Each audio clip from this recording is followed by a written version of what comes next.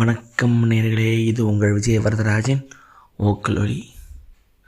இதுக்கு மேலே விட்டேன்னா நான் ரொம்ப லேட் பண்ணிடுவேன். அதனால் படக்கன் ஃபோன் அமைக்கி பேச ஆரம்பிச்சிட்டேன். நடுவில் நான் எல்லா பாட்காஸ்ட்லையும் ஏன் லேட்டாக வரேங்கிறதுக்கே ஒரு காரணம் நான் சொல்வேன்ல. அந்த மாதிரி தான் ஏதோ ஒரு டயர்டாகிடுச்சுடா. அப்படியே என்னன்னு தெரில, ஏதோ எல்லாத்தையுமேலுமே ஒரு பிடிப்பு இல்லாமல் போயிடுச்சு. ஒரு 2-3 வாரமாக, ஒரு மாதம் கிட்ட என்னன்னே தெரில. அந்த பாட்காஸ்ட் பண்ணணும்னு எனக்கு தோணலை.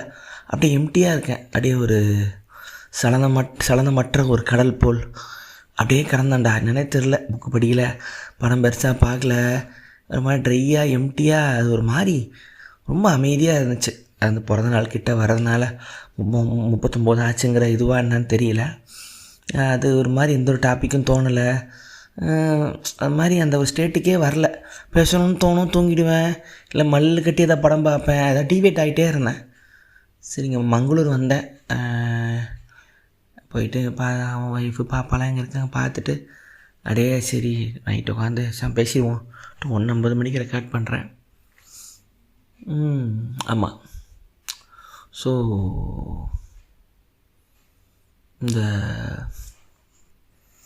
அந்த டைமில் ரொம்ப அந்த பென்குயின் பற்றி வந்துக்கிட்டு இருந்துச்சுல, இந்த லோன் பென்குயின் பற்றி நிறைய மீம் வந்துக்கிட்டு பார்த்துக்கிட்டு இருந்தேன். அப்போ நிறைய வந்துச்சு. நான் கூட ஷேர் பண்ணிட்டே இருந்தேன். அது வந்து ஒரு மாதிரி தனியாக தன்னோட பேச்சிலேருந்து தனியாக கிளம்பி, என்ன காரணம்னு அதுக்கு சொல்ல தெரியாமல் தனியாக போயிட்டு அது ஒரு தனி பாதையை சூஸ் பண்ணி, ஏன்னா அது இங்கே இருக்குது அப்படின்னு நினச்சி சூஸ் பண்ணி ஒன்றும் இல்லாமல் ஒரு இடத்துல போய் இறந்து போய் கிடக்கிறது வேணும். ரசாகோட டாக்குமெண்ட்ரியில் பார்த்த மீம்லாம் ஷேர் ஆகிடும். நம்ம ஜனங்க திடீர்னு எதை ட்ரெண்ட் பண்ணுவாங்கன்னு தெரியாதுல்ல. எப்போயோ பார்த்து டாக்குமெண்ட்ரி எடுத்து போட்டு கட் பண்ணியே அந்த பென்குயின் போச்சு.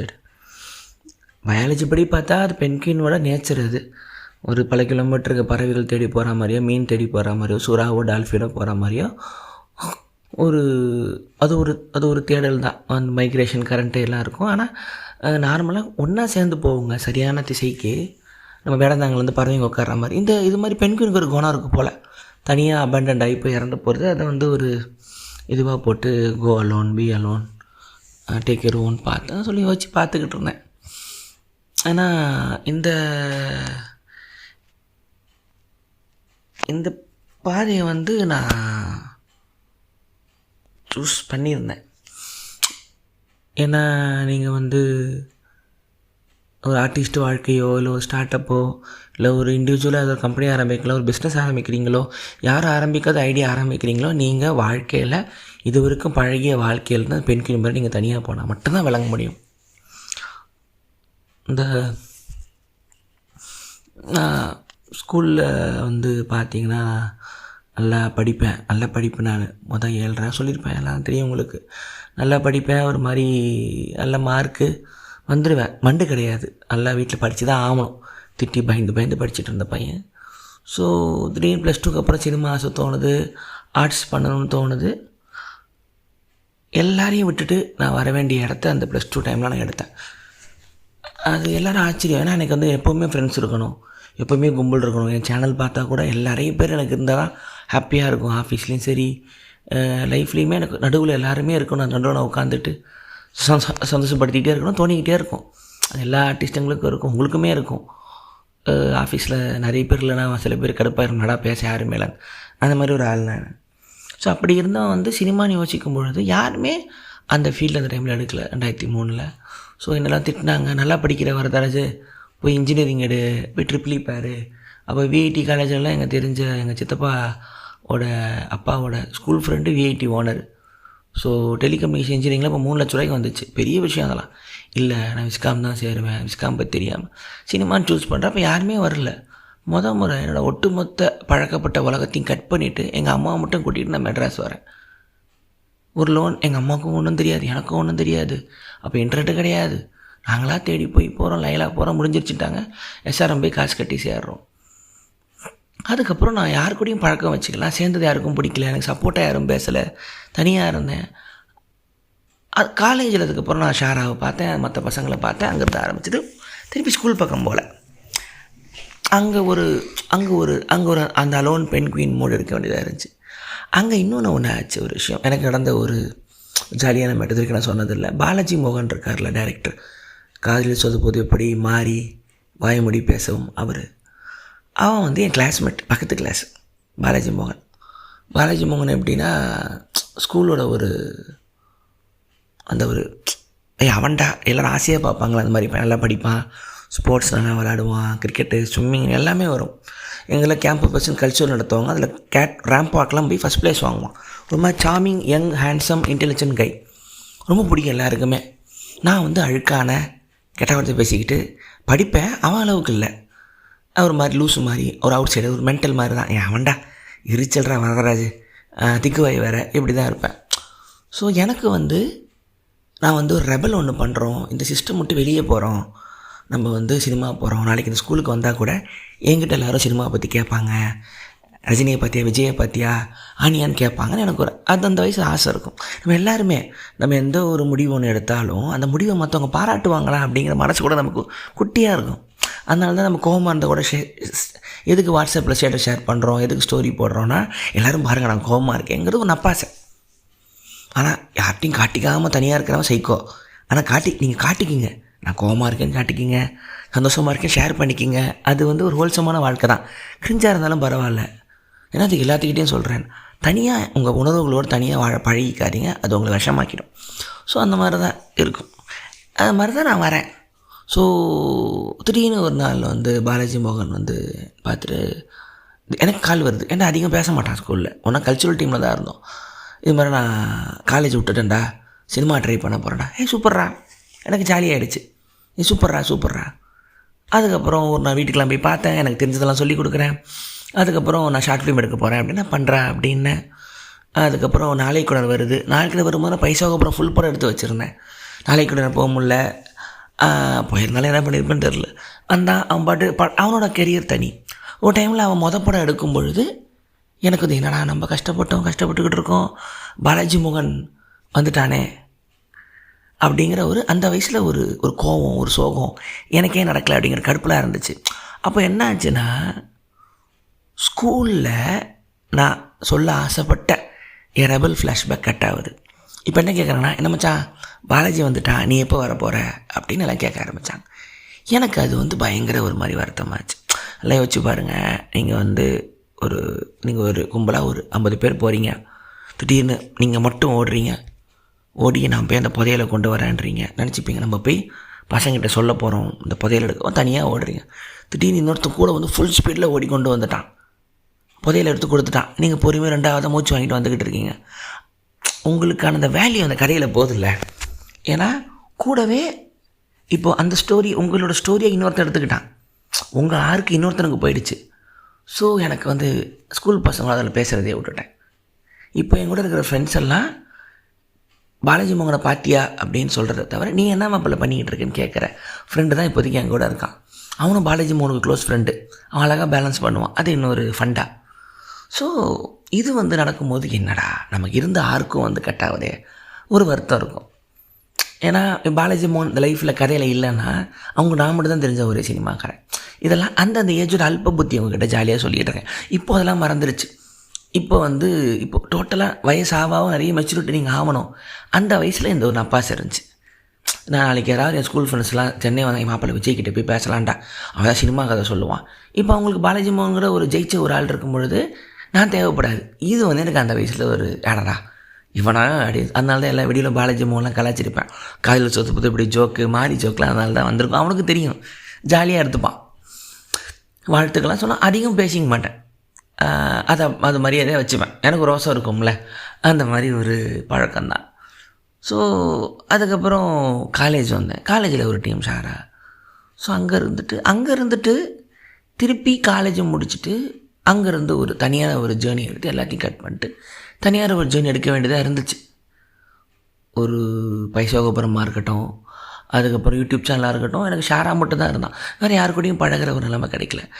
அதாவது அந்த அலோன் பாத் ஒவ்வொரு முறையும் ஒவ்வொரு ஸ்டேஜிலும் நீங்கள் எப்போ எடுக்கணும்னா எதை நோக்கி போகிறீங்க அப்படிங்கிற விஷயம் வந்து உங்களுக்கு தெளிவாக இருக்கும் பொழுது இங்கே ஒரு இடத்துல நீங்கள் தங்க விரும்ப மாட்டீங்க.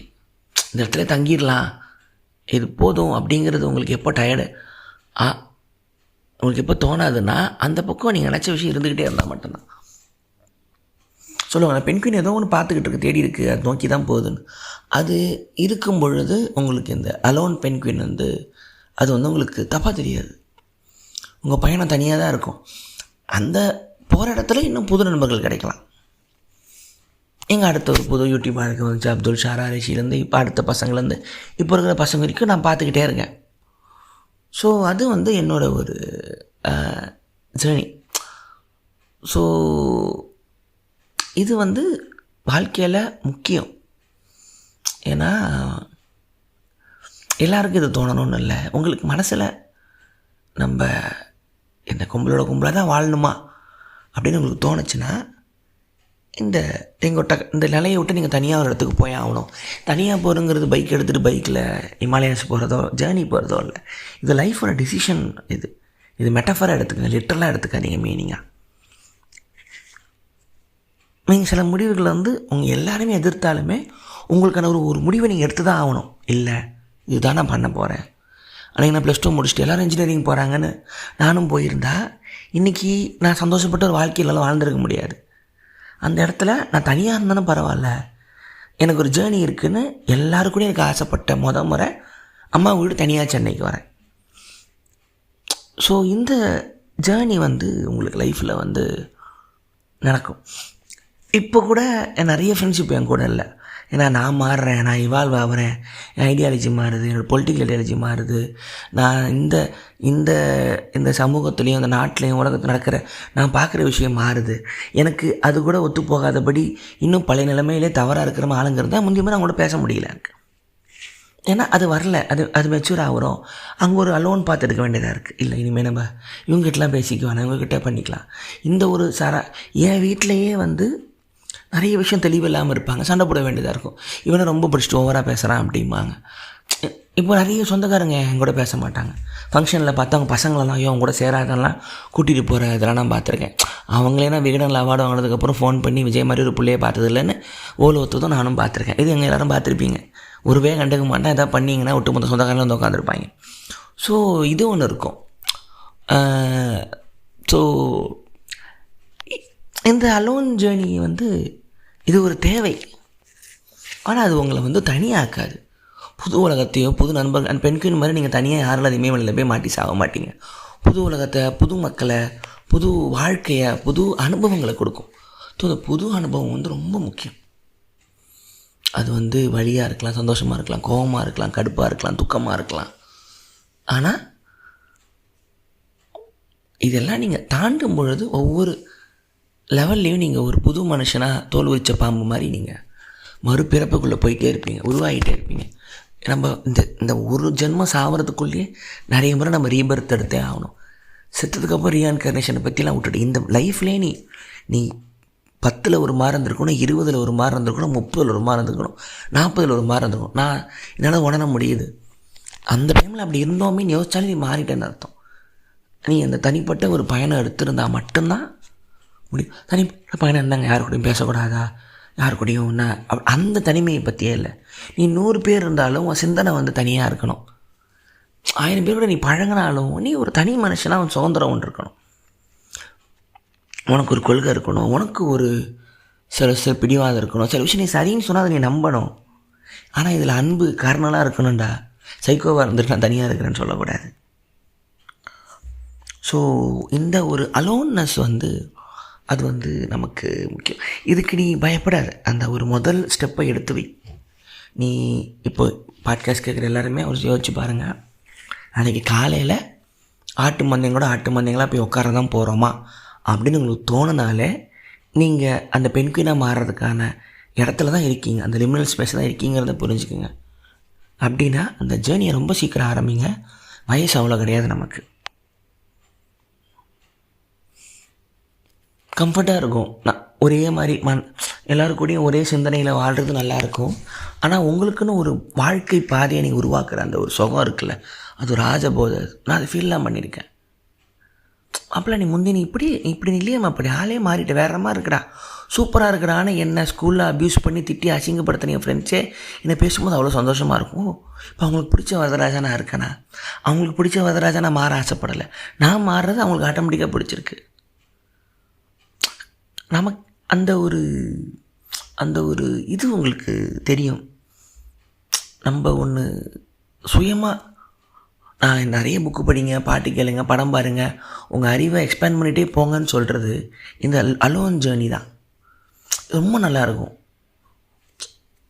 இப்போது நிறைய புது உலகத்தை கற்றுக்கிறது, புது படங்களை பார்க்குறது, புது புத்தகத்தை படிக்கிறது, நிறைய விஷயம் நிறைய விஷயத்தை புதுசாக நீங்கள் ஃபீல் பண்ண வைக்கிறது, இது எல்லாமே கும்பலாக இருந்தால் நடக்காது. தயவு செஞ்சு கேட்டுக்குங்க. உங்கள் மனசுக்கு பிடிச்ச புத்தகமோ படமோ பாட்டோ நீங்கள் அடுத்த ஆளாக நீங்கள் உருவாகணும்னா தனியாக மட்டும்தான் செய்ய முடியும், கும்பலோட செய்ய முடியாது. என்றைக்குமே கும்பல் சொசைட்டி அனுமதித்த விஷயங்களை மட்டும்தான் விவாதிக்கும். மனசுக்கு நேர்மையானதை விவாதிக்க விடாது, பயப்படும். வீட்டில் போய் அவன் தனியாக ரூம்குள்ளே அழுதுப்பானே தவிர கும்பலாக இருக்கும்போது நியாயமான விஷயங்கள் நீங்கள் பேசி பார்க்க மாட்டீங்க. அது பொதுவான ஒரு அரசியல் தலை விஷயமாகவோ, யாருக்கு ஓட்டு போட போகிறீங்க, என்ன படம் பார்த்தீங்க, என்ன புக்கு படிச்சிக்கின்னு இருக்குமே தவிர நீங்கள் சந்தோஷமாக இருக்கீங்களா அப்படிங்கிற கேள்வியை ஒரு கும்பலோ ஒரு குழுவோ யோசிக்காது. அது தனிமையில் உட்காந்துட்டு வீட்டில் பெட்டில் கரடையை பார்க்கும்போது தான் தோணும், சந்தோஷமாக இருக்கியாடா அப்படின்னு பார்க்கும்போது அந்த பிம்பம் சொல்லும் இருக்கானா இல்லையா. நான் பயங்கர கும்பல் ஆசைப்படுறேன், ஆனால் எனக்குன்னு தனியான நேரம் எப்போவுமே இருக்கும். அதில் நான் என்னை மாற்றிக்கிறதுக்கான அந்த நேரத்தை அதை எடுத்துப்பேன். நீங்கள் திரும்பி உலகத்துக்கூட கலந்து தான் தனியாக வாழ முடியும். உலகத்தோட சேரணும், உலகத்தோட சாப்பிட போகணும், வேலைக்கு போகணும், பழகணும், சிரிக்கணும், பொய்யா இருக்கணும், திருப்பி நீங்கள் வீட்டுக்கு வந்து தான் ஆகணும். உங்களோட ரீசார்ஜே இந்த எலக்ட்ரிக் வண்டியை சார்ஜ் போடுற மாதிரி உங்களுக்கு ரீசார்ஜே உங்களுக்கான அந்த அலோன் பென்குயின் மோடு தான். எனக்கான புத்தகம், எனக்கான படம், எனக்கான உலகம். இப்போ எனக்குலாம் என்னென்னா பாட்காஸ்ட்டில் எனக்கான தனியான எனக்கான உலகம் ஃபுல்லாக இருக்கிற எல்லா பென்குயினும் நான் ஒன்று சேர்த்துக்கிட்டு இருக்கேன் பாட்காஸ்ட் மூலமாக. இப்போ என்ன மாதிரி எல்லா பென்குயினும், இப்போது நான் அண்டார்டிகாவில் ஒரு பென்குயின் போயிட்டுருக்கேன், வேறு ஒரு நார்வேயில் ஒரு பென்குயின் போயிட்டுருக்கேன், நம்ம எல்லோரும் ஃபோனில் பேசிட்டுருக்கிற மாதிரி. இப்போ என் சைடும் என் ஐலாண்ட்லேயும் யாரும் இல்லை, உங்கள் ஐலாண்ட்லேயும் யாரும் இல்லை. இப்போ நான் தனியாக சாக வேண்டிய தேவையில்லை, அவங்களுக்கு ஃபோன் பண்ணி பேசுகிறேன், எப்படி இருக்க, நல்லா இருக்கேன், நீடா நல்லா இருக்க, ஓகே வா, தைரியமாக வா, ஒரு மழை தெரியுதா, நம்ம மேலே ஏறுறேன், நீ அங்கே ஏறு, 2 பேரும் இங்கேருந்து கை காட்டிப்போம் அப்படிங்கிற ஒரு விஷயமாக தான் நான் என் ஆர்ட் ஃபார்மை பார்க்குறேன். ஸோ இதை உலகம் உங்களை தனியாக ஒரு விஷயத்தை அனுபவிக்க விடாது. சும்மா ட்ரை பண்ணி பாருங்கள். வீட்டில் ஒரு நாள் ஃபுல்லாக அமைதியாக ஒரு புக்கு படிங்க, ஒரு 10 பாட்டு கேளுங்க, எவ்வளோ திட்டு வாங்குறீங்கன்னு பாருங்கள். ஆனால் எல்லாரோடையும் பேசிக்கிட்டே இருங்க, ஏப்பா செவனேன்னு இருப்பாங்கிற வார்த்தையை தவிர இவன் நம்மளோட கும்பலாக இருக்கிறான் அப்படின்னு இருந்தால் தான் உங்களை சேஃபாக பார்ப்பாங்க. இல்லை இவன் தனியாக தனக்குள்ளே ஒரு ஜேர்னி ஒன்று போகிறான்னா உங்களை மிகப்பெரிய த்ரெட்டாக அந்த வீடு பார்க்கும், சமூகம் பார்க்கும், நகரம் பார்க்கும், நாடு பார்க்கும். அது இவன் அந்த மந்தைகளை விட்டு ஹெர்டை விட்டு வெளியே போகிறானே அப்படிங்கிற ஒரு கோபம். அப்படி என்ன நமக்கு தெரியாதது அவனுக்கு தெரிஞ்சிருக்கு, அப்படி என்ன அவன் ரசிக்கிறான். இது அலோவ் பண்ணாத ஒரு குழு. ஆனால் நீங்கள் அந்த ஸ்டெப்ஸ் எடுக்கிறதுக்கான தைரியம் உங்களுக்கு வேணும். இன்னொன்று, சில பேருக்கு அந்த கும்பலாக போகிற பெண்குயினாக இருக்க தான் ஆசை இருக்கும். அவங்களோட தொல்லை பண்ணி என் கூட தனியாக வா, நீங்கள் ஜேர்னியை நீங்கள் எடுக்கக்கூடாது. நான் ட்ரை பண்ணி பல்ப் வாங்கியிருக்கேன். எனக்கு பாட்காஸ்ட் பேசுகிறதுக்கு முன்னாடி இப்போ ஓஷோவை பற்றியோ சிங்க்ரனைஸ் பற்றியோ கூட இருக்கிறவங்கிட்ட பக்கத்தில் இருக்கிட்ட தொல்லை பண்ணுவேன். அவங்களுக்கு அது பிடிக்காது, அவங்களுக்கு போராக இருக்கும். இது வரைக்கும் என் கூட என் ஆஃபீஸில் என் ஃப்ரெண்ட்ஸுங்க, உண்மையாக சொல்கிறேன், என் ஃப்ரெண்ட்ஸுங்க, என் ஆஃபீஸில் இருக்கிறவங்க, என் கூட படம் பண்ணவங்க, டீமில் இருக்கிறவங்க, வீடியோவில் பார்க்குறவங்க யாருமே நான் சொல்லி ஓஷோ படித்ததில்லை, நான் சொல்லி ஒரு ஓஷோ புக் வாங்கினதில்லை, நான் சொல்லி தியானம் பண்ணதில்லை, நான் சொல்லி ஒரு சிங்க்ரானிஸ்டியை ஃபீல் பண்ணதில்லை. ரொம்ப சில பேர் தான், ரொம்ப கம்மி, ஒரு ஆள் சொல்லிக்கலாம். ஸோ அது கம்பல்ஷனும் கிடையாது. ஆனால் அவங்கக்கிட்ட நான் பல மணி நேரம் நான் ஸ்பெண்ட் பண்ணியிருக்கேன். ஆனால் ஒரு பாட்காஸ்ட் பேசிட்டு வச்சுருவேன், எங்கேயோ ஊர்லேருந்து ஒரு பையன் ஓஷோ புக்கை வாங்கி எனக்கு அனுப்புவான் ஃபோட்டோ. அப்போ எனக்கு புரிஞ்சுது, இந்த பெண்குயின்கள் செதறி தான் இருக்கும், ஒரே இடத்துல கும்பலாக இருக்காது. ஸோ நம்ம அந்த பெண்குயினை கலெக்டும் பண்ண வேணாம், நான் இருக்கேன்னு கை காட்டினா போதும். இப்போ பாட்காஸ்ட் உங்களுக்கு ஒரு சின்ன ஹேண்ட் ஷேக் தான். லிசன், நீ எப்படி தனியாக ஹெட்ஃபோனை கேட்டுட்டு பால்கனியில் உட்காந்துருக்கியோ, நான் அது மாதிரி பால்கனியில் உட்காந்து இதை நான் பேசிக்கிட்டு இருக்கேங்கிறது. ஸோ இங்கே இது நீங்கள் எல்லாருக்கிட்டேயும் நீங்கள் ஷேர் பண்ணணும்னு யோசிக்கிறத தவிர, நீங்கள் தனியாக ஒரு விஷயத்தை அனுபவிக்கிறீங்கன்னா அதே மாதிரி தனியான பெண் குயினை போக ஆசைப்படுறவன் அவங்கள தேடி வருவான், பையனோ பொண்ணோ. இது என்னது, இது நீங்கள் தான் படிச்சுட்டு இருக்கீங்களா, எனக்கு சொல்லுங்களேன், இது என்ன பாட்டுங்கன்னு அவங்கள தேடி வருவாங்களே தவிர நீங்கள் யாரையும் தேடி போய் உங்கள் அன்பை வேஸ்ட்டாக்காதீங்க. அதனால் நிறைய முறை நான் பண்ண ஆயிடுச்சு. கிட்டே இருக்காங்களேன்னு கொட்டுவோம், ஆனால் அங்கே எந்த பதிலும் இருக்காது. சும்மா ஓஷோவை காட்டில் எனக்கு கடுப்பேற்றாதீங்கன்னு எனக்கிட்ட சண்டை போட்டால எனக்கு தெரியும். அவன் சண்டை ஃப்ராடு பையங்கன்னு திட்டினவங்க இதுக்கு மேலே பேசாதீங்க, மரியாதை கிட்டலாம் சொல்லியிருக்கேன். தான் ரொம்ப நீங்கள் இது கம்பல் பண்ணுறீங்கண்ணே, இதெல்லாம் கடுப்பாக இருக்குது எனக்குன்னு சண்டை போட்டு எஞ்சி போனவங்களுக்கு தெரியும். நான் ஆசையாக வீடியோ ப்ளே பண்ணி காட்டேன், ஓஷோ வீடியோவெல்லாம். ஆனால் பாட்காஸ்ட் கேட்குறவங்களுக்கு, அந்த தேடல் இருக்கிறவங்களுக்கு, அவங்களே என்ன நான் பார்த்தேன், புக்கு வாங்கினேன், படித்தேன், பதில் வரும்போது ஓகே, நம்ம அன்பு ஒன்று தான், ஆனால் நம்ம தேடக்கூடாது, நம்மளை தேடி வரும். ஸோ நீங்கள் பீயிங்காகவே ப்ரெசன்ஸாகவே நீங்கள் அந்த வைப்பில் இருந்தீங்கன்னா உங்களுக்கான ஆட்கள் உங்களை தேடி வருவாங்கங்கிறது உண்மை. உண்மையில் உங்கள் ஆஃபீஸில் உட்காருங்க, ஒரு ரேர் பாட்டு ஒன்று ஸ்பாட்டிஃபைல கம்ப்யூட்டரில் மெதுவாக ப்ளே பண்ணுங்கள். எல்லோரும் வந்து கேட்க போகிறதில்ல, ஆனால் இசையை தெரிஞ்சால் மாப்பிள்ள அது என்ன பாட்டு இது போடு அப்படின்னு எவன் கேட்குறானோ அவங்ககிட்ட தான் அதை பற்றி நீங்கள் பேசணும். சும்மா ட்ரை பண்ணி பாருங்கள். சும்மா நீங்கள் படிக்கிற ஒரு ரேர் புக்கை எடுத்துக்கிட்டு ஆஃபீஸ் டேபிளில் வைங்க. அன்றைக்கி சாயந்தரம் யார் எடுத்து அதை எடுத்தது, மாப்பிள்ள இது யார் எழுதுனது அப்படின்னு யார் கேட்குறான்னு பாருங்கள். எந்த பையனோ பொண்ணோ கேட்குறான்னு பாருங்கள். அவங்க தான் அவங்களுக்கான பெண் குயின்கள். ஏன்னா அவங்க இதே இன்னொரு ஜேர்னியை வந்து அவங்களோட ஃபேமிலியை தாண்டி அவங்களோட குடும்பத்தை சொல்லுறது அவங்க வாழ்ந்துக்கிட்டு இருக்காங்க. ஸோ இதை வந்து ஜேகே வந்து இண்டிவிஜுவலாக ஃப்ரீடமாக இருங்கன்னு சொல்லுவார். உங்களோட சாய்ஸில் உங்களோட இன்னர் வேர்ல்டில் ஃப்ரீடமாக இருங்க. 1000 பேர் இருந்தாலும் நீங்கள் ஃப்ரீயாக இருப்பீங்க அப்படிம்பார். இது ஒரு உடல் அளவில் நீங்கள் வந்து தனியாக இருக்கணும், தனிமையாக இருக்கணும், கதவை அடைச்சிக்கிட்டு வீட்டில் உட்காந்துருக்கணுங்கிறது இல்லை. அவ்வளோ பேர் இருக்கும்போது நீங்கள் தனியாக இருக்கீங்கன்னு 999 பேருக்கும் தெரியும். அதுதான் வந்து அது வந்து ஒரு அழகான ஒரு வாழ்க்கை. அது சரி என்னடா இவ்வளோ விஷயம் தெரிஞ்சிருக்கோம், இது யாருக்கிட்ட சொல்கிறதுன்னு தெரியாத அலைஞ்ச காலங்கள் எனக்கு இருக்குது. இப்போ அதை நான் ஆர்ட்டாக மாற்றிக்கிட்டேன், பாட்காஸ்ட்டாக மாற்றிக்கிட்டேன், வீடியோவை மாற்றிக்கிட்டேன், சினிமாவில் கதைகளை மாற்றுறேன். இந்த விஷயம்லாம் இல்லாதப்போ யார்கிட்ட சொல்லுவேன்? இவ்வளோ விஷயம் அழகாக இருக்குது இந்த உலகத்தில். ஆனால் நான் ஓஷோ படித்தேன், நல்லா இருக்கேன், அவர் ஒன்றும் செக்ஸாமியார்னு சொல்கிற மாதிரி அவர் ஃப்ராடு கிடையாது போல், இவ்வளோ நல்ல மனுஷனாக இருக்கானே, யார்கிட்ட சொல்லுவேன்? நான் தேடின காலம் உண்டு. எனக்கு சிங்க்ரனசி நடக்குது, யூனிவர்ஸ் எனக்கு ஏதோ சொல்லுது, யார்கிட்ட சொல்லுவேன்? நான் தேடின காலங்கள் உண்டு.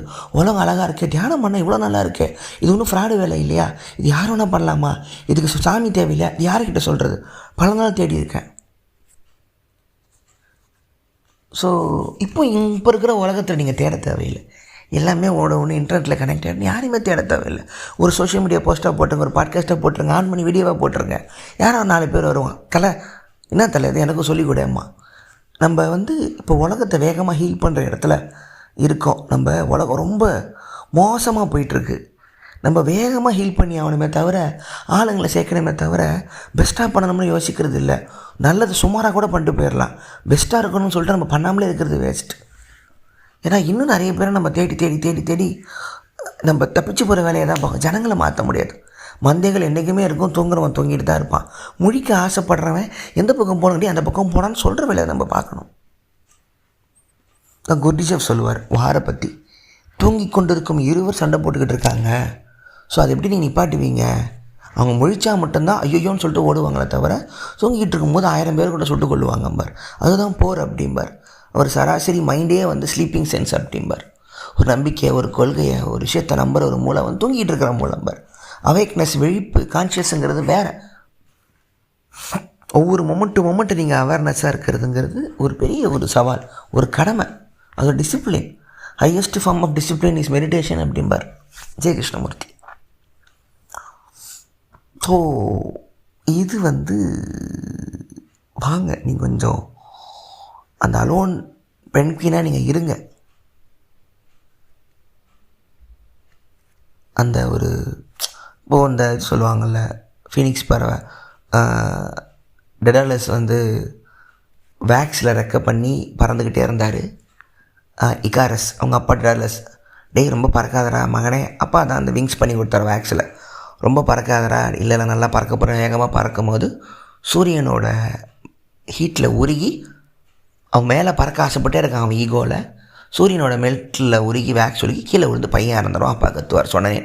அது காலங்காலமாக வந்து ஈகோவுக்கு சொல்லுவாங்க. ரொம்ப ஈகோவில் ஆடாதீங்க, உங்களை வந்து அழிச்சிரும்னு சொல்லிட்டு. ஸ்டான்லி குப்ரிக் ஆஸ்கார் வாங்குற இன்டர்வியூவில் சொல்லியிருந்தார், இன்ஸ்டெட் ஆஃப் அதாவது மேலே பறக்கிறதுக்கு பயப்படுறத விட உங்கள் விங்ஸோட அந்த விங்ஸை வேக்ஸ் இல்லாமல் பண்ண பாருங்கள் அப்படிம்பார். ஸோ டெக்னிக்கையும் கற்றுக்குங்க அப்படிம்பார். ஸோ இங்கே வந்து ஒன்றும் இல்லாத ஒரு வெளிச்சத்தை நோக்கி அந்த பெரிய ஷாவரை பெண் குயினாக, ஏன்னா அது பெண் குயின், அதுக்கு அவ்வளோதான் அறிவு இருக்கும். நம்ம மனுஷங்க அதுவும் இல்லாமல் இந்த அலோன் சனி எவ்வளோ அழகாக வச்சுக்கலாம், எவ்வளோ பியூட்டிஃபுல்லாக வச்சுக்கலாம், யாரை பார்த்து கை காட்டலாம், எப்படி இந்த பூமி அழகாக வச்சுக்கலாம் அப்படிங்கிறத அவன் யோசிக்கலாம். ஸோ நல்லா யோசிங்க, வீட்டில் உட்காந்து யோசிங்க. நீங்கள் மண்டையில் நீங்கள் இருக்கலாம், ஆனால் தனியாக போகணும் அப்படின்னு நினச்சிங்கன்னா தனியாக போங்க. அந்த பெண்களோட சோக வாழ்க்கை உங்களுக்கு இருக்காது. கை கட்ட நாங்கள் எல்லாருமே இருக்கோம். இது ஜெயராஜன் ஒக்கலொலி.